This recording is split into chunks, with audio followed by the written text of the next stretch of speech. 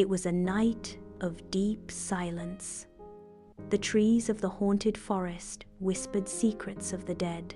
King Vikramaditya, ever brave, once again carried the ghostly Betal over his shoulder, his footsteps steady, his mind alert.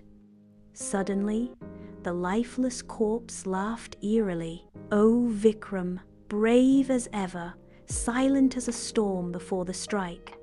But I know you crave stories, and I must tell them so. Hear this tale of a silent queen. But remember, at the end, a question awaits. If you know the answer and remain silent, your head will burst into 100 pieces." Vikram said nothing, and so Betal began. A just king and a mysterious bride. In the great kingdom of Danagar ruled a wise and beloved king named Chandradev. After years of successful rule, he was urged by his ministers to marry. Far away, in a forested hermitage, lived a mysterious young woman named Vasundhara, known for her silence and grace. She was brought to court by sages who claimed she had divine blessings. The king married her, but from the day of their wedding, the queen never spoke a word. A silent mystery. The court grew uneasy. The queen sat beside the king, performed all her royal duties with perfection. She attended prayers, helped the poor, treated everyone with respect, but not once did she speak. Some said she was under a vow. Others believed she was cursed. A few whispered that she might be hiding something. King Chandradev, though puzzled, grew fond of her. He never forced her to speak. The minister's plan one day.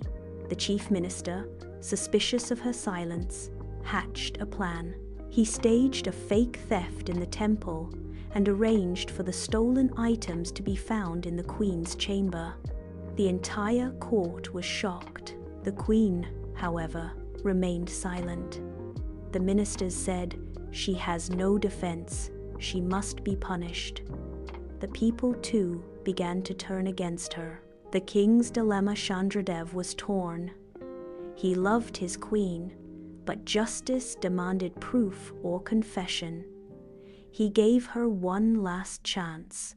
"Speak now, O queen, even one word to prove your innocence, and I shall believe you." But the queen only bowed her head. The trial and the twist. With a heavy heart, the king ordered exile instead of death. As she was leaving the palace, a young forest girl ran into the court, crying, "Stop! She cannot speak because she saved my life." Everyone turned, the girl explained.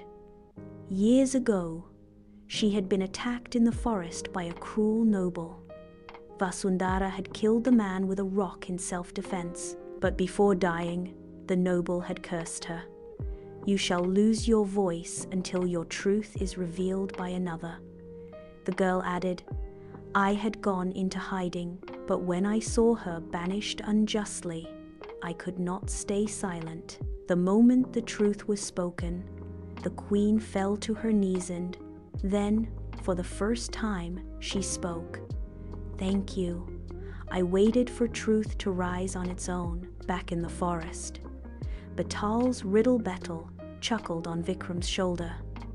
"Tell me, O King Vikram, was the queen wise to stay silent and let herself suffer injustice? Or was she foolish to not defend herself when she had the chance?" Vikram's answer.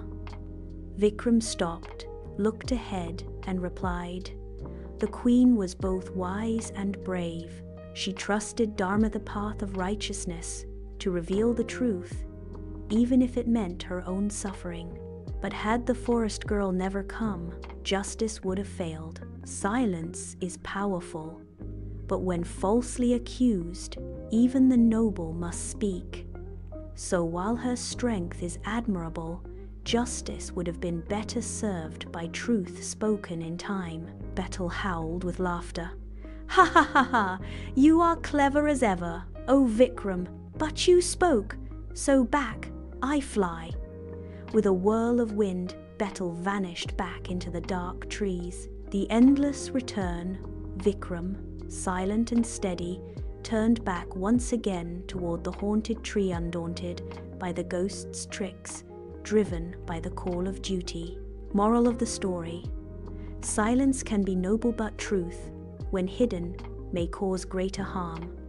Wisdom lies in knowing when to speak for justice, for dignity, for the greater good.